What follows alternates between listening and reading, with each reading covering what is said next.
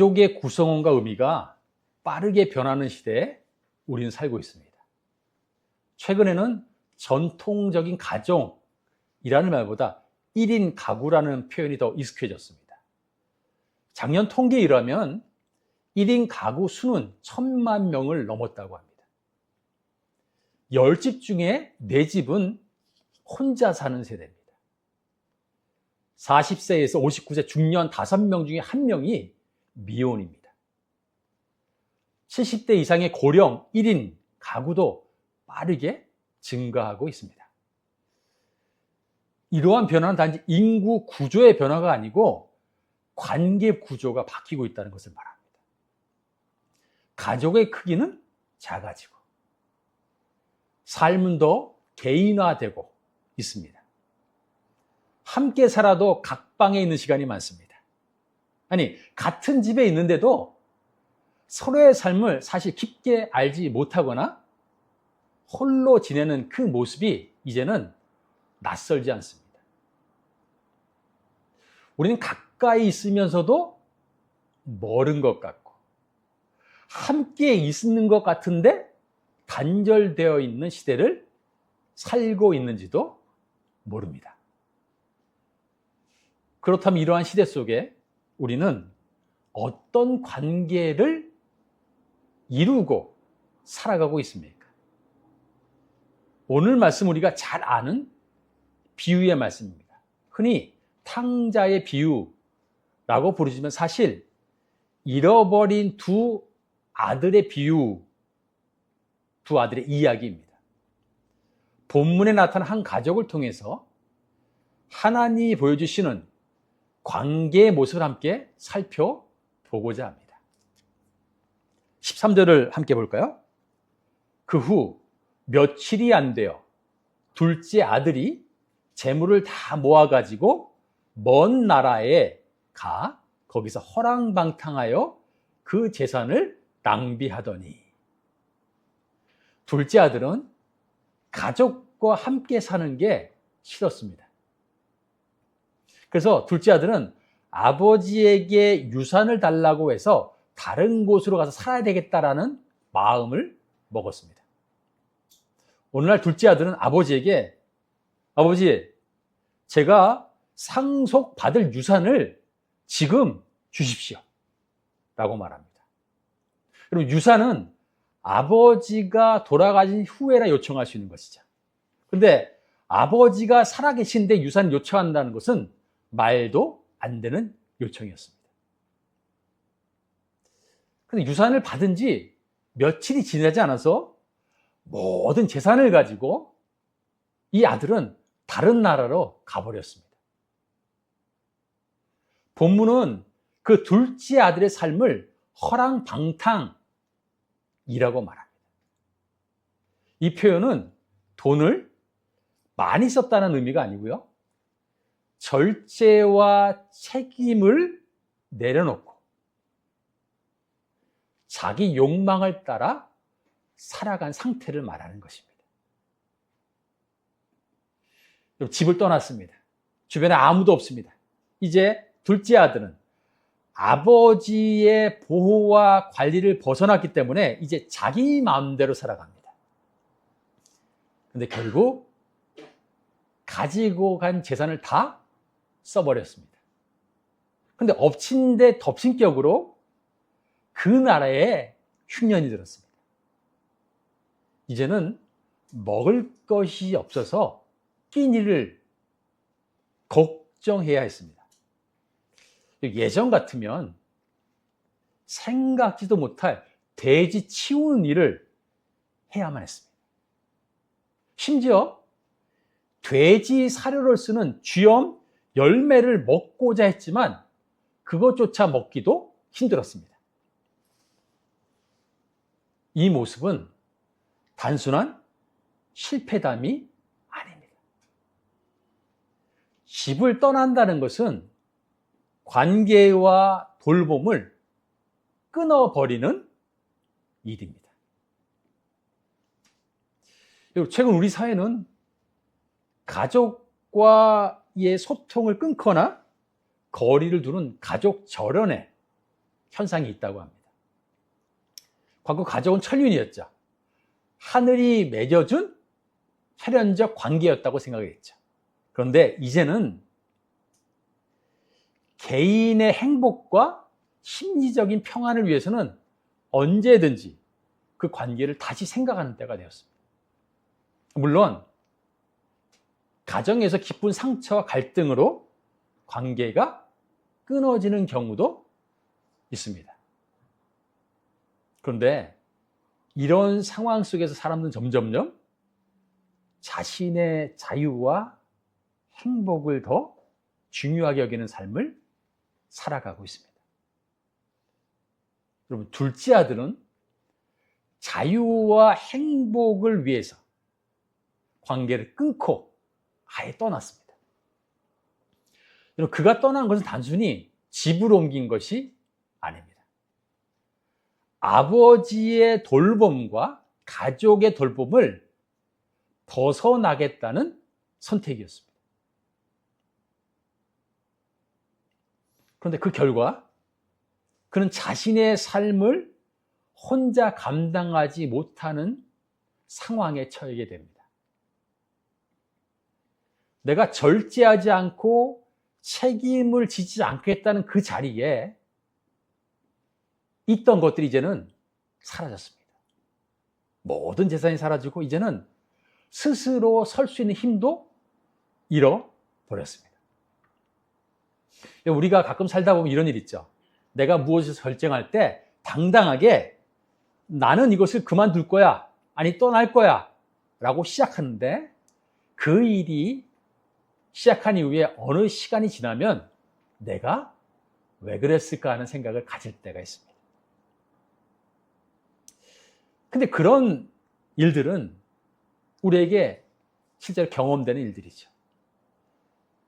오늘 이 둘째 아들의 이야기는 단순히 그 아들의 이야기가 아니고 돌봄을 벗어나려고 했던, 아니 돌봄을 벗어나려고 하는 우리의 모습일 수도 있습니다.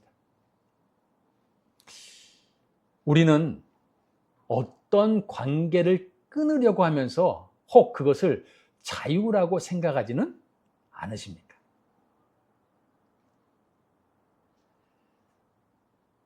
큰 아들은 밭에서 일을 하다가 집에 돌아옵니다.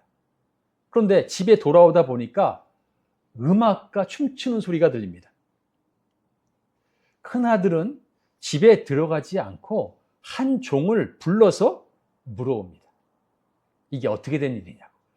종은 27절에 당신의 동생이 건강하게 돌아와서 주인이 송아지를 잡고 잔치를 베푸셨습니다 라고 말합니다.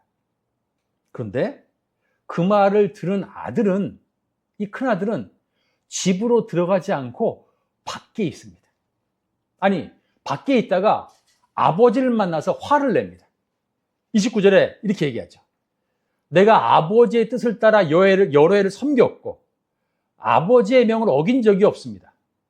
그런데 염소 새끼라도 주셔서 친구들과 즐기게 하신 적이 있습니까? 라고 아버지한테 화를 난 표정과 목소리로 이야기합니다. 아들이 이런 표현입니다. 아버지, 나는 아버지의 뜻에 따라 정말 옳게 살아왔습니다. 아니, 아버지의 말에 따라 순종하고 섬겼습니다. 아니, 그런 내가 인정받아야 된다고 생각을 하는데, 아니, 어찌 된 일입니까? 이럴 수 있으십니까? 그래서 큰아들은 잔치에 들어가지 않고 그저 밖에 서 있는 것이었습니다. 아버지는 이렇게 말합니다. 30절에 아버지의 살림을 창녀들과 함께 삼켜버린 이 아들이 돌아오매 이를 위하여 살진 송아지를 잡으셨나이다. 여러분, 아직 큰아들은 동생을 보지 않았습니다. 그러나 동생의 지난 시간 어떻게 말하는 줄 아십니까? 창녀에 빠져 재산을 모두 없앤이라는 이 한 문장으로 동생의 지난 삶을 단정해 버립니다. 이런 동생의 이야기를 듣지도 않았습니다. 자기 생각대로, 자기 마음대로 그냥 단정해버린 것입니다. 그런데 동생과의 관계를 더 분명하게 드러나는 표현이 있습니다.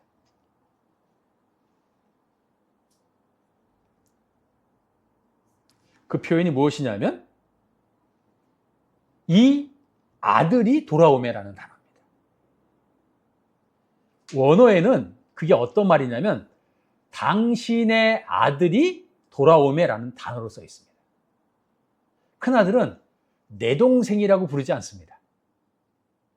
형제라는 호칭 대신에 아버지의 아들이라고 자기 동생을 표현합니다.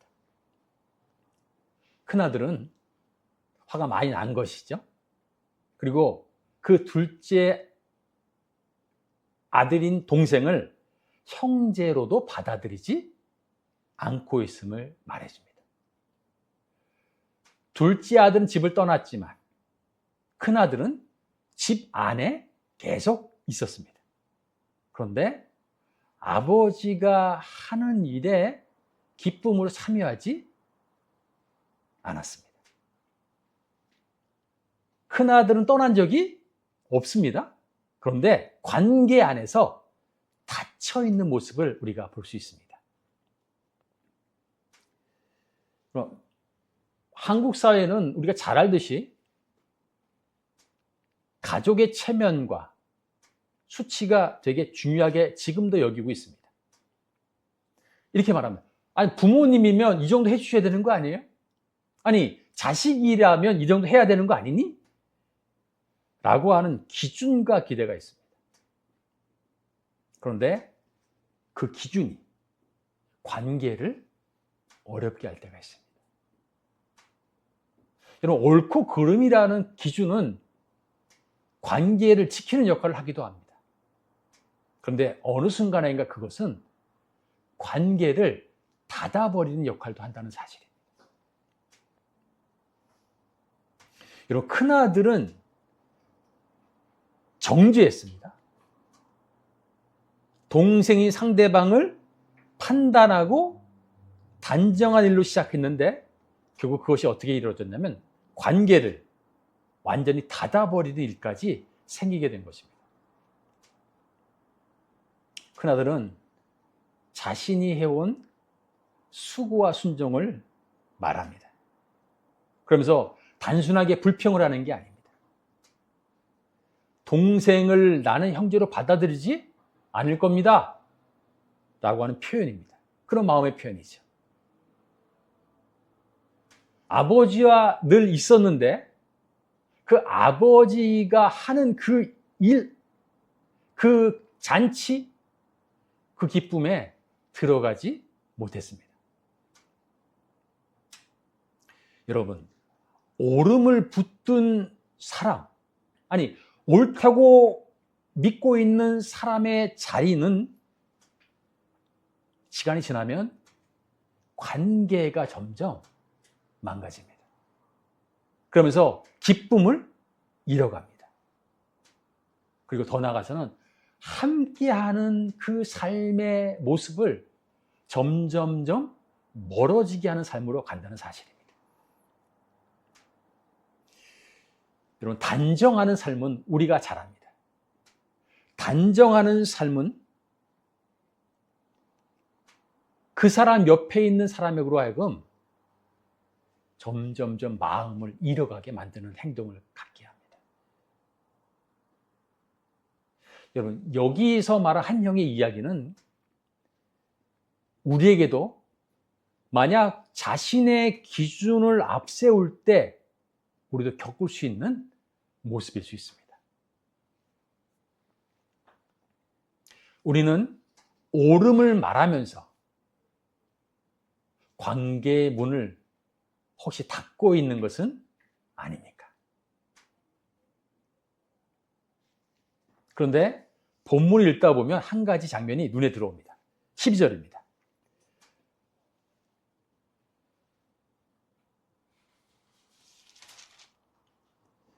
그 둘째가 아버지에게 말하되 아버지여 재산 중에서 내게 돌아올 분깃을 내게 주소서 하는지라. 아버지가 그 살림을 각각 나눠 주었더니. 여러분 이런 생각 들지 않으시나요? 아니 아버지가 왜 막지 않으셨을까? 아니 왜 유산을? 아니 살림을 나눠 주었을까? 아니 이렇게 주지 않았다면 이런 일들도 생기지 않았을 텐데. 그런데 오늘 예수님이 말씀한 이 이야기는 비유입니다. 비유를 말한 이유는 15장 1절과 2절에 바리새인과 서기관들이 죄인들과 함께 교제하며 음식을 함께 먹는다 수군거리니까 예수님이 말씀해 주신 비유입니다. 예수님의 이 비유는 잃어버린 자들을 향한 하나님 아버지의 마음과 모습을 보여주는 것입니다. 그래도 아버지가 유산을, 분깃을 나눠준 것은 둘째 아들의 행동이 옳아서가 아니라 그를 인격으로 대했기 때문입니다. 20절 하반절에 아직도 거리가 먼데 아버지가 그를 보고 측은히 여겨 달려가 목을 안고 입을 맞추니라고 말합니다. 이 아버지는 측은히 여겨요.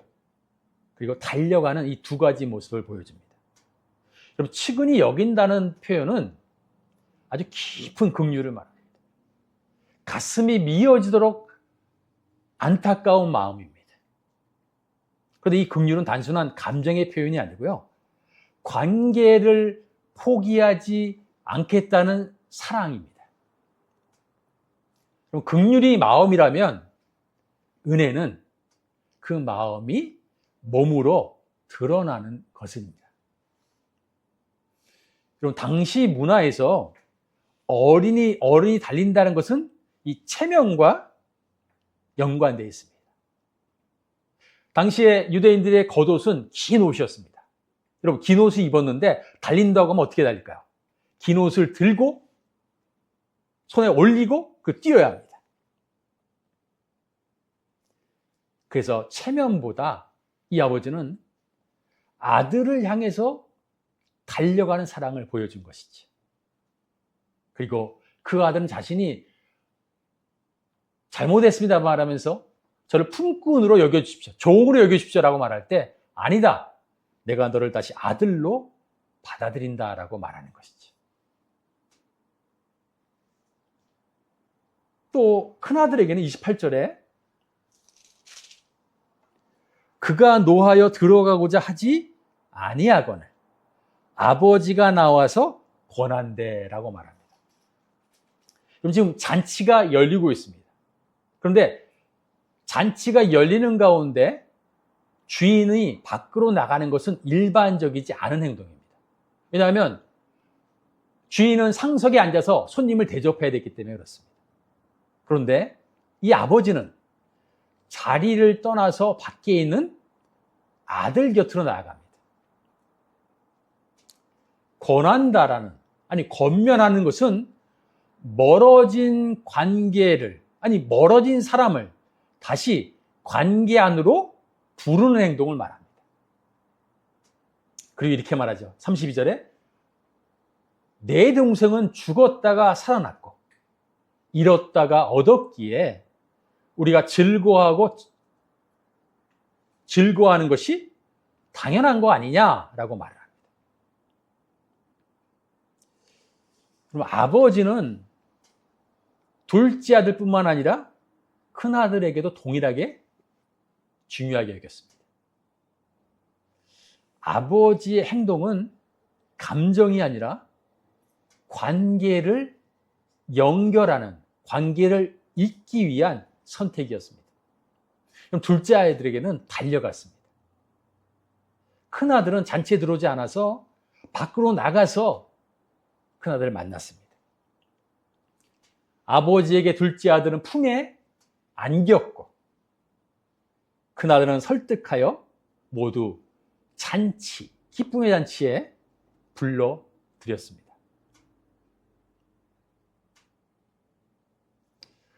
떠난 아들도 집 안에 있던, 집 안에 머물었던 아들도 아버지의 긍휼 앞에서 다시 관계 안으로 초대받는 것입니다. 이것은 단지 한 아버지의 행동이 아니라 잃어버린 자를 찾으시는 하나님의 모습입니다. 여러분, 은혜는 기다리는 것이 아니라 먼저 나아가 관계를 잇는, 관계를 연결하는 돌봄입니다. 우리는 이미 그 은혜를 받은 사람들입니다. 성경을 보면 다양한 가족 관계를 볼 수 있습니다. 아담의 자녀 가인은 농사를 했고 아벨은 양을 쳤습니다. 그런데 가인은 농사를 한 열매로 하나님께 제물을 드렸고 아벨은 양으로 제물을 드렸습니다. 그런데 하나님은 아벨과 그 제물만을 받으셨습니다. 가인은 아벨이 너무 미웠습니다. 아니, 아벨이 없었다면 하나님은 분명 내 제물을 받으셨을 거야 라고 생각한 것이죠. 그러나 하나님은 가인의 농사를 받은 게 아니라 가인의 삶이 선하지 않았기 때문에 그 제물을 받지 않은 것입니다. 혹자는 이렇게 말하죠. 농사는 하나님이 받지 않으시고 오직 양으로 피를 내야 받으신다라고 말하는, 그것이 아니고 어떤 제물이든 그 제물은 자신의 삶과 연결되어 그 사람 자체를 하나님이 받으신다는 것을 말해줍니다. 그럼 가인이 어떤 마음을 가졌을까요? 가인은 아벨을 원망했습니다. 그리고 마음속으로 두고 보자라고 하면서 관계를 단절했을 겁니다. 기억 왔습니다. 어느 날 들에 있었는데 너무 미워하는 아벨이 앞에 있습니다. 결국 그 아벨을 죽이고 맙니다. 여러분, 가인의 시작은 제사였습니다. 그런데 그 제사가 동생과의 관계를 단절했습니다. 그런데 그 단절한 그것이 결국 어떻게 됐냐고요? 사람 죽이는 일까지 되었습니다. 사도 요한은 이렇게 말하죠. 형제를 미워하는 자마다 살인하는 자다라고 말합니다. 여러분, 관계를 맺지 않는다는 것은 사람을 미워하는 것입니다.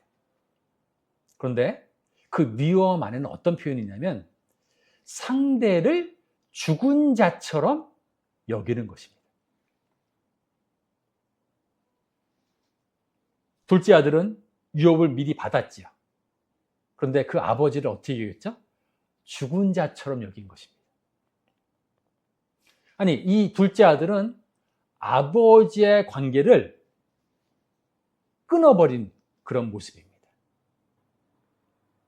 여러분, 관계를 단절하는 것은 생명을 끊는 것과 같은 일입니다. 예수님은 자기가 의롭고 다른 사람을 멸시하는 사람들에게 바리새인과 세리의 비유를 말씀합니다. 바리새인과 세리가 각각 기도하러 성전에 올라갑니다.